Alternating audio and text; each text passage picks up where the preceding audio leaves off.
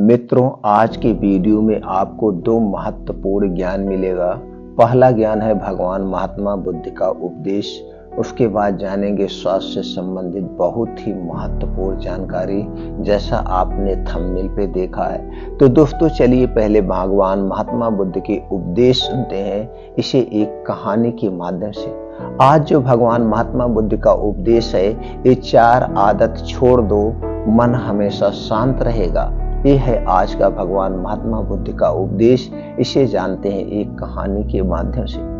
मन में उठ रहे सवालों को कैसे शांत करें, बेचैनी को कैसे शांत करें, इस कहानी में मैं आपको 4 ऐसी आदतों के बारे में बताने वाला हूं, जिसे आप अपने जीवन में अपनाकर एक अच्छी जिंदगी जी सकते हैं और अच्छे कामों में अपना जीवन व्यतीत कर सकते हैं। अगर आप इस कहानी को शुरू से लेकर अंत तक सुनते हैं तो यहाँ पर बताई गई ये 4 आदतें आपकी पूरी जिंदगी को बदल सकते हैं। दोस्तों, एक बार किसी राज्य का राजकुमार महात्मा बुद्ध के पास आता है और वह महात्मा बुद्ध से कहता है, आप हमेशा कहते रहते हैं कि ध्यान करो ध्यान करो, लेकिन मेरे लिए ध्यान करना तो दूर की बात है।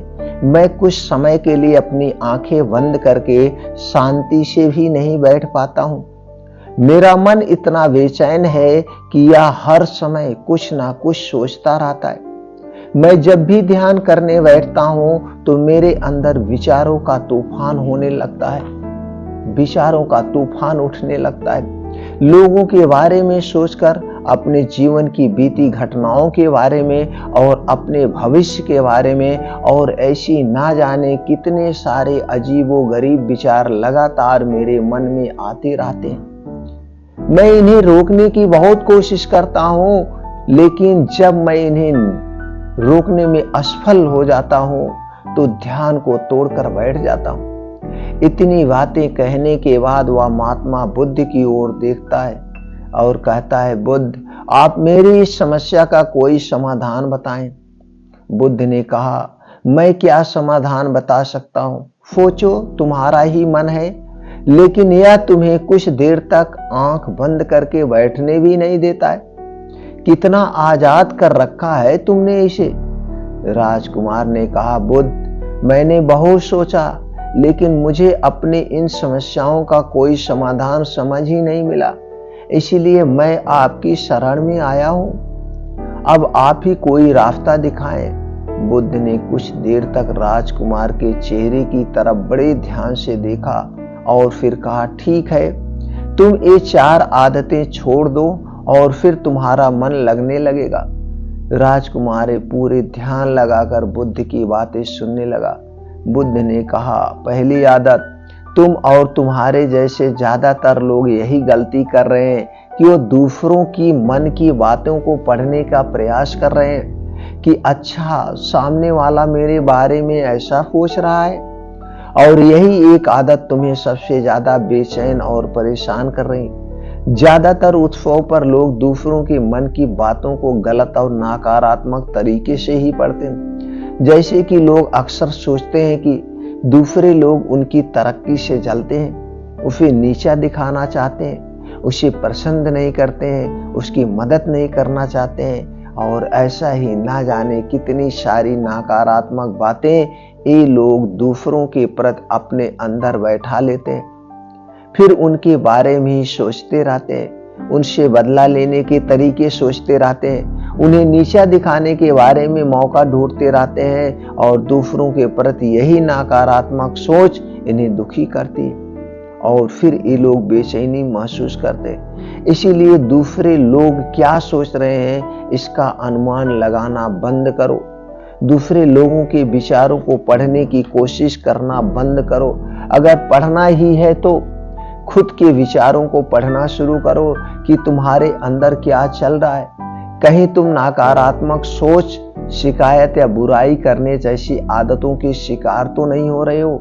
बुद्ध ने कहा, दूसरी आदत, लोगों को असफलता पर हंसना तो लोगों का धर्म है, क्योंकि अगर तुम सफल हो जाते हो तो यही तो लोग हैं जो तुम्हारी तारीफ करते हैं, तुम्हें सम्मान देते हैं, तुम पर गर्व करते हैं। अगर तुम अपने सफल होने पर दूसरों से तारीफ की उम्मीद करते हो तो अपनी असफलता पर उनके हंसने से तुम्हें दुखी नहीं होना चाहिए। और समस्या ही यही है कि हम इंसान असफलता को बुरा मानते हैं, जबकि असफल होना सफल होने से भी ज्यादा जरूरी है, क्योंकि बिना असफल हुए सफल इंसान के अंदर घमंड और दूसरों को खुद से छोटा समझने की भावना पैदा करती है, जबकि असफलता हमें विनम्र रहना, धैर्य रखना और लगातार प्रयास करना सिखाती है।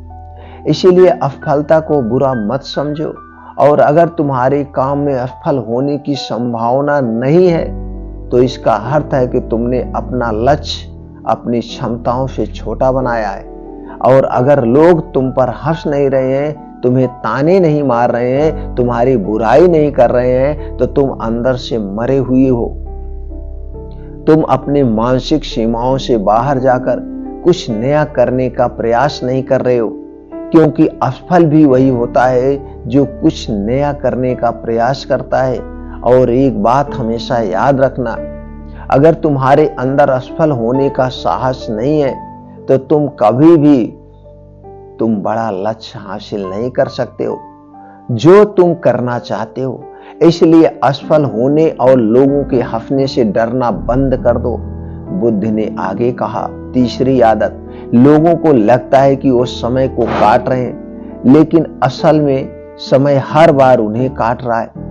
लोगों के द्वारा समय को व्यर्थ के कामों में बर्बाद करने का केवल एक ही कारण है, और वह यह है कि उन्हें लगता है कि उनके पास बहुत समय है, जबकि सच्चाई यह नहीं है, क्योंकि उनसे पहले वाले लोगों को भी यही लगता था कि उनके पास बहुत समय है, लेकिन उन्हें पता ही नहीं चल पाया कि कब समय बीत गया और उनका बुलावा आ गया। और जब तक उन्हें अपनी गलती का एहसास हुआ तब तक समय उनके हाथ से निकल चुका था। बस पश्चाताप रह गया था कि सारा जीवन व्यर्थ के कामों में बर्बाद कर दिया, और फिर वो चले गए इस दुनिया से बिना खुद को जाने, बिना इस जीवन की सच्चाई को समझे। इसीलिए जब तक यह जीवन है इसे अच्छे कामों में लगाओ, खुद को जानने में, दूसरों की मदद करने में, लोगों के सही राह दिखाने में, मानवता के कल्याण में। और दूसरी बात, समय को बर्बाद करने से आज तक किसी को खुशी नहीं मिली है। हालांकि समय काटने से तुम्हें क्षणिक खुशी तो महसूस हो सकती है, लेकिन जब तुम्हें होश आता है और तुम देखते हो कि कितना सारा समय बर्बाद किया जा चुका है, तब तुम्हें खुद पर क्रोध आता है और तुम पश्चाताप के भाव से भर जाते हो। और फिर यही पश्चाताप का भाव तुम्हारे अंदर तनाव पैदा करता है और तुम बेचैन हो जाते हो और लगातार अपनी उस गलती के बारे में सोचते रहते हो। फिर तुम्हारा किसी भी काम में मन नहीं लगता और तुम उदास रहने लगते हो, और यह चक्र लगातार चलता रहता है, जिसकी शुरुआत हुई थी समय को काटने से। इसलिए समय को काटना बंद करो, वो करना शुरू करो जो जरूरी है। बुद्ध ने कहा, चौथी आदत, असल में दूसरों से खुद की किसी भी चीज में तुलना करना ही व्यर्थ है।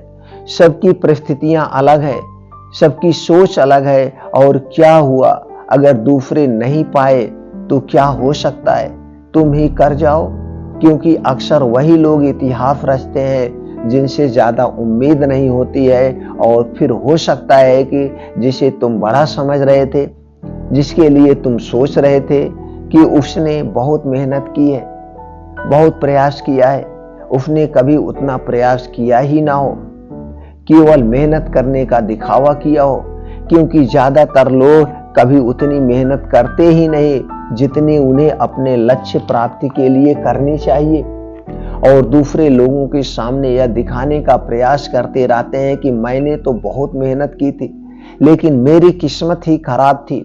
और यही वो लोग हैं जो दूसरों को बातों ही बातों में कहते रहते हैं कि जब इतनी मेहनत करने के बाद मैं सफल नहीं हो पाया तो तुम कैसे हो पाओगे।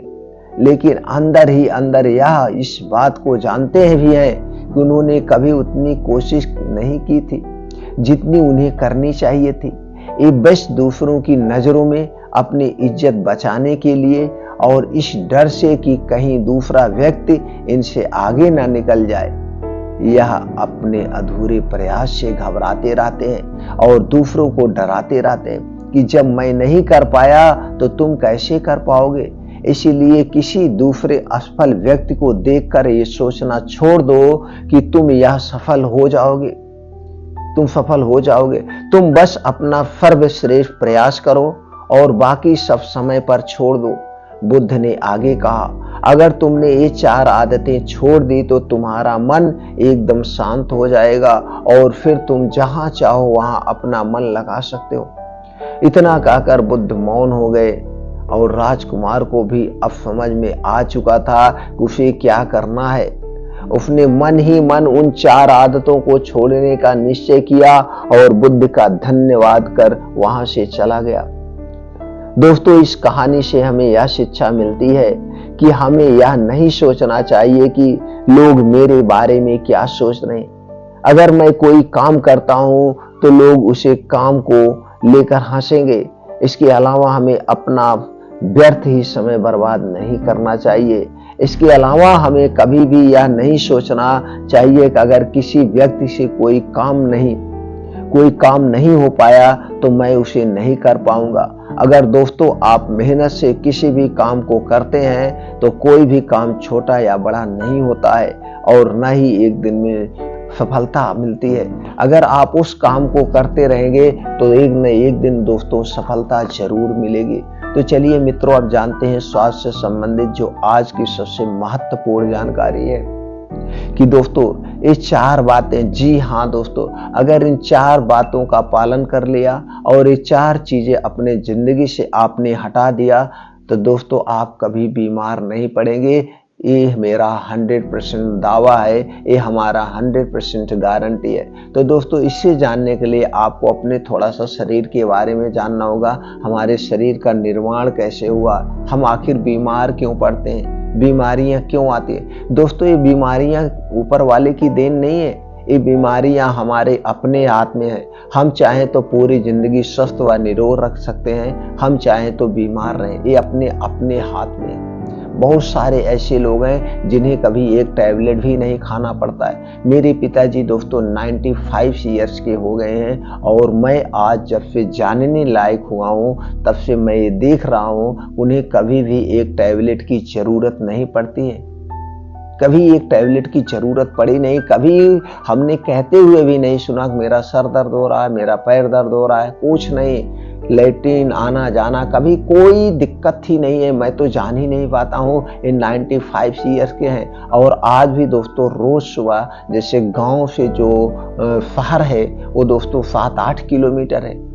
सारे संसाधन होने के बाद भी वो संसाधन का प्रयोग नहीं करते हैं, पैदल ही जाते हैं सुबह और फिर शाम तक सबसे मिलजुल के पैदल ही आते हैं। सोचिए, तो दोस्तों ये हमारा स्वास्थ्य हमारे हाथ में है, तो मैं कुछ उनके नियमों का भी पालन करता हूं। तो दोस्तों अपने शरीर के बारे में हमें जानना चाहिए। दोस्तों हमारा शरीर 5 तत्वों से बना है, पृथ्वी, जल, अग्नि, वायु और आकाश, और इन्हीं 5 तत्वों से हमारी पृथ्वी का भी निर्माण हुआ है। और हमारे शरीर में 3 दोष पाए जाते हैं, वात दोष, पित्त दोष और कफ दोष। जब दोस्तों हमारे शरीर का वात, पित्त, कफ बढ़ जाता है तभी हमारे शरीर में कोई विकार उत्पन्न होता, अन्यथा नहीं होता है। और दोस्तों ये 3 दोष का पाया जाना भी जरूरी है। अगर ये 3 दोष हमारे शरीर में नहीं पाए जाएंगे तो हम जिंदा ही नहीं रहेंगे। तो दोस्तों वात, पित्त, कफ को जो बढ़ाने वाली चीजें हैं उन्हें मत खाइए, आप कभी नहीं बीमार पड़ेंगे। तो वात, पित्त, कफ को जो बढ़ाने वाली चीजें हैं उन्हें मैं बताता हूं, उन्हें आज से अभी से छोड़ दीजिए और 4 नियमों का आप पालन करना शुरू कर दीजिए। वात, पित्त को बढ़ाने वाली चीज में चीनी से बना हुआ कोई चीज नहीं लेना है। मैदा से बनी हुई कोई भी वस्तु नहीं खाना है। रिफाइन किया हुआ तेल व डालडा से बना हुआ कोई सामान नहीं लेना है। दोस्तों रिफाइन तेल के बजाय आप शुद्ध सरसों का तेल प्रयोग करिए, या जो भी तेल आप प्रयोग करिए आप खुद जाके मशीन से निकलवाइए, वही प्रयोग करिए। ये जो मार्केट में रिफाइन किया हुआ तेल मिलता है ये दोस्तों 5-6 प्रोसीजर से गुजरता है और इसमें कुछ ऐसे केमिकल डाले जाते हैं जो हमारे स्वास्थ्य के लिए हानिकारक है। दोस्तों सफेद नमक के स्थान पर आप सेंधा नमक या काला नमक प्रयोग करिए, सबसे बेस्ट है। डिब्बा बंद, पैकेट बंद, जंक फूड, फास्ट फूड, बाहर की जितनी भी तली भुनी चीजें हैं इन्हें हमें नहीं खाना है। ये सारी चीजें किससे बनती है? ये सारी चीजें दोस्तों चीनी से बनती है, मैदे से बनती है, रिफाइन या डालडे में निकाला जाता है, रिफाइन या डालडे में निकाला जाता है। ऊपर से दोस्तों हमारे स्वाद को बढ़ाने के लिए इसमें कुछ बेस डाले जाते हैं, कलरफुल बनाने के लिए, जैसे कलरफुल मिठाइयाँ, कलरफुल ब्रेड, टोस्ट हो गया, बिस्किट हो गया, और दोस्तों ये आइसक्रीम हो गई। कलरफुल बनाने के लिए इसमें आर्टिफिशियल कलर डाला जाता है। और दोस्तों 3 महीना, 6 महीना, 1 साल की इस पे एक्सपायरी होती है। तो दोस्तों इतना दिन तक सुरक्षित रखने के लिए इसमें कुछ प्रिवेंटिव डाले जाते हैं, कुछ केमिकल डाले जाते हैं जो हमारे स्वास्थ्य के लिए हानिकारक हैं। तो इसलिए मित्रों ये सारी चीजें आज से, अभी से खाना छोड़ दीजिए। कोई भी ठंडा पेय पदार्थ, कोल्ड ड्रिंक्स, अल्कोहल, धूम्रपान हमें नहीं करना है। न तो फ्रिज में रखा हुआ खाना, फ्रिज में रखा हुआ पानी, हमें ये सारी चीजें नहीं लेना है। ये वात, पित्त, कफ तीनों को बढ़ाते हैं, और जब हमारे शरीर का वात, पित्त, कफ बढ़ेगा तभी हम बीमार पड़ते हैं। तो ये सारी चीजें आज से, अभी से इनका आप त्याग कर दीजिए, खाना छोड़ दीजिए। अब दोस्तों हमें रूम टेम्परेचर का पानी पीना चाहिए, क्योंकि मेरे शरीर का तापमान 37 डिग्री सेल्सियस होता है। जब हम कोई भी ठंडी वस्तु लेते हैं तो दोस्तों पेट में जाता है और कहीं ना कहीं आर्गन को डिस्टर्ब कर देता है। उसके साथ साथ तुरंत कफ बनने लगता है। आप देखते होंगे जिस दिन आप ठंडा पानी पीजिए, कोल्ड ड्रिंक्स पीजिए, आपको ठंडा कफ आना शुरू हो जाता है। और आज का क्या ट्रेंड्स बन गया है, क्या फैशन बन गया, पूरी रात अगर पार्टी चल रही है तो पूरी रात लोग कोल्ड ड्रिंक्स पी रहे हैं, ठंडा पानी पी रहे हैं। ये सारी बीमारियां हैं जो आज असमय हार्ट अटैक हो रहा है, ब्लड शुगर हो रहा है, ब्लड प्रेशर जैसी गंभीर बीमारियों, यही सब रीजन है और कोई रीजन नहीं। तो दोस्तों इन्हें आप छोड़ दीजिए। अब आपको अपनाना क्या है? तो रोज दोस्तों आपको प्राकृतिक नियमों का पालन करिए। प्रकृति की क्या नियम है उससे संबंधित चैनल पर वीडियो पड़ी, वहां से आप देख लीजिए। खाना खाने के नियम का आपको पालन करना पड़ेगा, खाना खाने के क्या नियम है उस संबंधित वीडियो पड़ी, आप देख सकते हैं। और पानी पीने के नियमों का आपको पालन करना होगा, उससे संबंधित चैनल पर वीडियो पड़ी, आप देख सकते हैं। अब दोस्तों एक रूटीन आपको और फॉलो करना है, आपको समय से सोना है, समय से जागना है। इसके लिए दोस्तों लेटेस्ट आज के समय की बात करें तो 10 से 11 बजे तक आपको सो ही जाना है किसी भी कीमत पे, अगर आपको स्वस्थ व निरोग रहना है। वैसे प्रकृति के नियम की बात करें तो 9 बजे तक, लेकिन आज की हम लाइफ स्टाइल की बात करें तो दोस्तों 10 से 11 बजे तक आप सोने का प्रयास करिए। और जब आप 10 से 11 बजे सो जाएंगे तो दोस्तों आपकी सुबह 4 से 5 बजे नींद खुल जाएगी। तो 4 से 5 बजे उठिए, तुरंत उठने का प्रयास करिए, उठिए। अगर आपको कब्ज रहते हैं, कॉन्स्टिपेशन रहता है तो 2 से 3 गिलास गुनगुना पानी जो अपनी क्षमता के अनुसार आप पीजिए। पानी पिएंगे और थोड़ा सा टहल लेंगे, कुछ वैसे इधर उधर टहल लेंगे तो ऊपर से प्रेशर बनेगा और फिर लैट्रिन आप जाएंगे, पेट आपका साफ हो जाएगा। पेट साफ हो जाए फिर आपको 5 बजे घर छोड़ देना है। 5 बजे किसी भी हालत में आपको घर छोड़ देना है। 5 बजे से 7 बजे ये 2 घंटे का समय आप कभी स्किप मत करना। ये 2 घंटा आपका बहुत इंपॉर्टेंट है आपको स्वस्थ रखने के लिए, इसलिए इस 2 घंटे से कभी कंप्रोमाइज मत करना मित्रों। इस 2 घंटे में आपको क्या करना है? 5 से 6 किलोमीटर का आपको मॉर्निंग वॉक करना है और इसे आधे घंटे में कवर करना है। पहले शुरुआत में आप फ्लो चलेंगे, फिर थोड़ा सा तेज चलेंगे, फिर तेज चलेंगे, ऐसे ऐसे लास्ट में आपको दोस्तों दौड़ लगा देना है। तो जब आप दौड़ लगा देंगे लास्ट में तो आपका हार्ट नॉर्मल से 2 गुना 3 गुना ज्यादा पंप करेगा। तो दोस्तों जब हार्ट ज्यादा पंप करेगा ब्लड सर्कुलेशन आपके शरीर में बहुत तेज होगा। जब ब्लड सर्कुलेशन का दौरा तेज होगा तो नसों में कहीं कोई रुकावट है वो दूर हो जाएगी। उसके साथ आपके शरीर में गर्मी उत्पन्न होगी। गर्मी की वजह से आपके जो विषैले पदार्थ पसीने के माध्यम से बाहर हो जाएंगे। और दोस्तों नंगे पांव जो करना वो कहीं पे हरी घास हो या जहां पे मिट्टी हो, नंगे पांव करना है। नंगे पांव करने के बहुत सारे फायदे हैं क्या फायदा है दोस्तों? जब आप नंगे पांव मिट्टी पे जाएंगे तो कहीं उबड़ खाबड़ होगा, छोटे छोटे किंकड़ियां होंगी, ये आपके पैर में लगेंगी तो एक प्रेशर का काम हो गया। और दोस्तों ओस की बूंदें जब लगेगी, इससे आंखों की रोशनी तेज होती है, आंखों से संबंधित कभी बीमारी नहीं होगी। अब इतना निपटाने के बाद आप वहीं बैठ जाइए। 2 योगा जरूर करना है। पहला है नाड़ी शोधन, जिसे हम अनुलोम विलोम कहते हैं। 20 से 25 मिनट आप करिए। आपके शरीर में कहीं भी कोई छोटी मोटी गांठें होगी, सब खत्म हो जाएगी।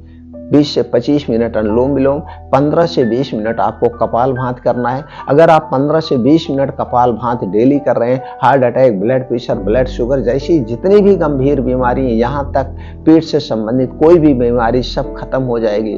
कैंसर जैसी बीमारी भी खत्म हो जाती है। ये 2 योगा करने के बाद वहीं पे और योगा, प्राणायाम, मेडिटेशन आप अपनी क्षमता के अनुसार कुछ देर और करिए। योगा, प्राणायाम, मेडिटेशन करिए, शीर्षासन करिए। अब 15 मिनट तो आपको मेडिटेशन करना है और ये 15 मिनट में आपके मन में कोई विचार नहीं आएगा। आप अपने ऊपर ध्यान देंगे, टोटल पे टोटल अपने ऊपर ध्यान देंगे 15 से 20 मिनट। अगर ये आप कर रहे हैं तो दोस्तों आपको कभी कोई भविष्य में बीमारी नहीं हो सकती है, कभी कोई भविष्य में बीमारी नहीं हो सकती है। तो ये 2 घंटे का समय आप अपने लिए निकालिए, डेली रूटीन में इसे शामिल करिए और लास्ट में चिंता मुक्त जीवन करिए। चिंता चिता के समान है, चिंता छोड़ दीजिए। फिर मिलते हैं दोस्तों अगले वीडियो में नई जानकारी के साथ।